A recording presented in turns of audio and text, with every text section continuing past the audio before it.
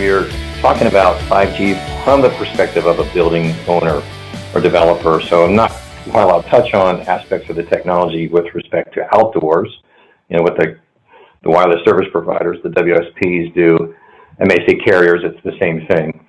It's really focused on what the implication is if you're a building owner. So let's get started. And I felt like to talk about 5G, you really had to make sure you had a base of 4G. 4G, of course, means fourth generation. Sometimes people are surprised at that, and even LTE just means long-term evolution.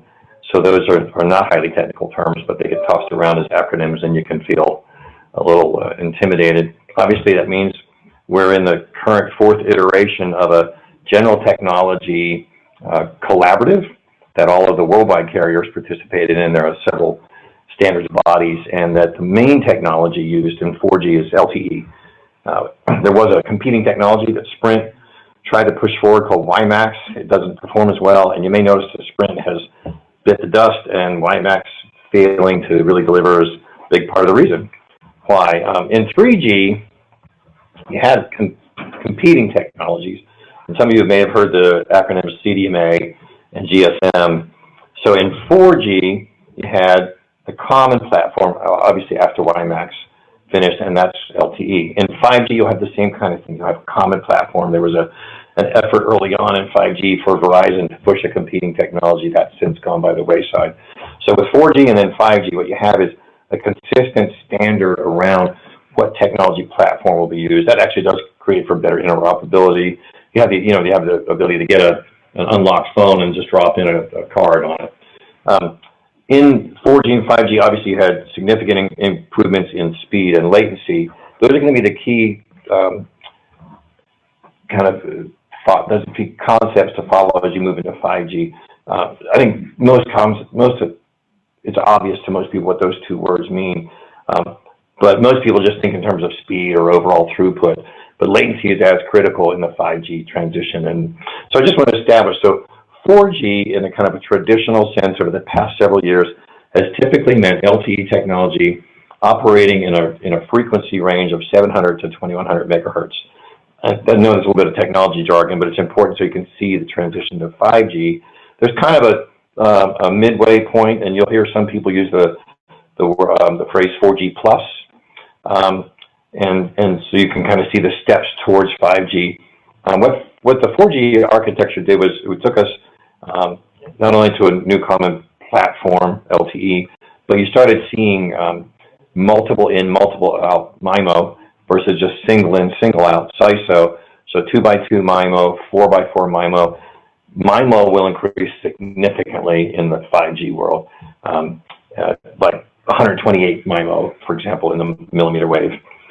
There's also some new licensing structure that's different in the 5G midband. That's a concept I'm going to introduce in just a minute. You now have to talk about low band, midband, and high band versus what with 4G was just a frequency range. I did want to point out to you, just for comparison's sake, because we will talk a little bit about other in-building wireless technologies. Wi-Fi operates at those two frequency ranges, 2400 and 5800, and has about a total amount of frequency available of 250 megahertz. Obviously, that's shared spectrum across any users because it's unlicensed. You'll see a few slides in the frequency range and the total amount of throughput that's available for the carriers. So that 4G plus that I mentioned. So in the past few years, you've seen T-Mobile introduce 600 megahertz, AT&T 2300 megahertz, Sprint 2600 megahertz. T-Mobile now owns Sprint. T-Mobile had initially talked about rolling 600 megahertz out as a 4G solution, and they're now talking, now that they have Sprint, adding 600, 2500 for 5G. If you've heard of FirstNet, it's not a commercial cellular solution, but it's an LTE broadband solution for public responders, and it matters because you're going to have to anticipate also allowing FirstNet propagation in your building. And then we mentioned Trey's our IoT president. Well, the impetus for a lot of 5G development has been the IoT, and I can make that really easy for you, Internet of Things, obviously, but I think it's really about, think of it as real-time machine-to-machine communication.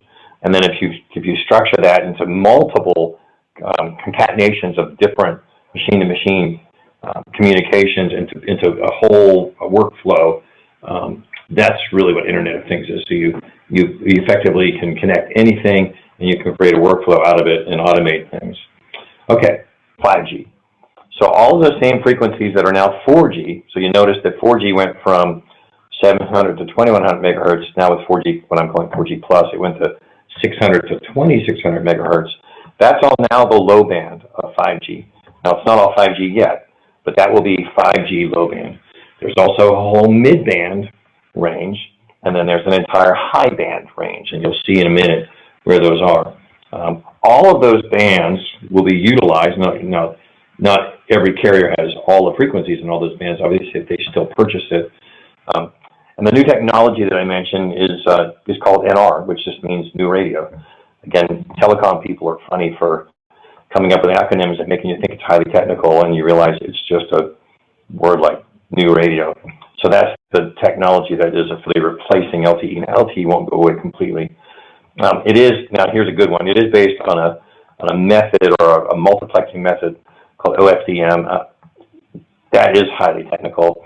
If you want, I can get into it, but if you boil it down to why 5G becomes so much faster and so much lower in latency, it's because you're able to basically slice and put together multiple different slices, as it were, of bandwidth and frequency, put them all together and have them all communicating out and communicating back in rapid order. So, 4G had a theoretical maximum of 100 megabits per second. 5G will have a theoretical maximum of 10 gigabits per second. You can see you're talking about 2 orders of magnitude increase. The big thing is latency typically for 4G is somewhere in the 20 to 40 millisecond range, and the theoretical maximum latency in 5G is 4 milliseconds. So very rapid communication time. You start thinking about life safety issues and health issues and all of the different communication, data-rich video that relies upon no blips and bumps in that communication. That's what that low latency does. This is the slide that kind of shows you how spectrum is increasing. So you have the low band today. Across all of the carriers, the WSPs today, there's 650 megahertz of bandwidth. The mid-band adds another 1,850. You can see the high band then virtually doubles that. What that boils down to is you've got about 280% increase of mid-band spectrum and about 500% increase in the high band. But that doesn't really tell the whole story because what you get with those higher frequencies is just the physical nature of the waveform generates a whole lot more information a lot more rapidly. I mean, as you probably know, if you know any physics, those higher frequencies have smaller waveforms, and those smaller waveforms enable you to transmit more information more quickly. So it's not really very accurate to say, hey, it looks like about 800% more frequencies available. Yes, but it's the data carrying capability is about 10,000 times more. It's really about at that level. So the mid-band includes what's called the Innovation Band, or CBRS, or as they've recently rebranded it, called the ONGO Alliance. So if you want to learn more about CBRS, that's the ONGO Alliance. Is probably the best thing to Google. And so the mid-band includes that, but it's not just that. And then you have the high band, and that's the microwave. The mid-band has some unusual licensing characteristics, that's what we mentioned, that are unique. And the high band is licensing similar to how it is now. So people think 5G is dangerous, and the reason why is because of the high band, because it's literal microwave. It is the same type of frequency that's being used in your microwave. And yes, you could sure cook someone like a frozen meal if you stood in front of a high-powered microwave transmitter. So you'll see that lovely little sign there. I've been up on rooftops and even towers, and it makes it very clear you don't want to walk in front of this thing, and it could be dangerous. And so there is that concern. Now, it's not ionizing radiation, so it's not X-rays, it's not gamma rays, like some people are concerned. So it's maybe you don't care about the distinction, but it's not radioactive. It's just excites your molecules, and that's how you cook in a microwave oven. The real issue is what will the power level be like at your phone? I didn't conduct these studies. I'm taking them at their word. The articles I've included for reference that you'll have available to you when you get access to this deck, they basically are non-scientific. They just sum up the scientific studies to say that, yeah, it looks like it's well below any dangerous levels. So it's not the big transmitter sitting up on top of the tower that people are worried about. It's the microwave being transmitted at your phone, and that's where all the studies have been occurring to try to verify that it's safe. And, people have different conspiracy theories. Maybe you guys have some great ones you want to share with me. But in general, I think there's been a whole lot of study at a whole lot of different levels worldwide to verify that there's not any more inherent danger at the microwave level than there is at these low and mid-band levels. All right, so to sum up, 5G. Now, again, this hasn't been relevant to your building at all yet, but it becomes relevant, and you'll see why in just a minute. What is 5G? A whole lot more bandwidth and frequency, much, much lower latency, which allows for that real-time machine-to-machine communication. So as you hear people talking about virtual reality, artificial intelligence, it's not the computer can calculate much faster than a human. Now, computers can't perceive like a human. You can tell a computer a joke all you want, or introduce metaphors, and it'll never figure it out. But the idea here with the latency is you have rapid machine-to-machine calculation that's faster than the human reflex. So that's where you'll start seeing. So you'll see it, internally, like in your autonomous vehicle, but you'll also see it externally in the networks that control those autonomous vehicles.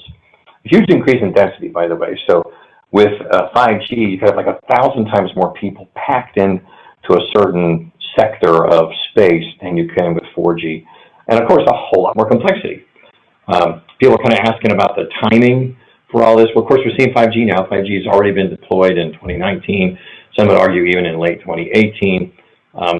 Most predictions tell us that in 2 or 3 years, you'll mostly see 5G deployed in the urban areas.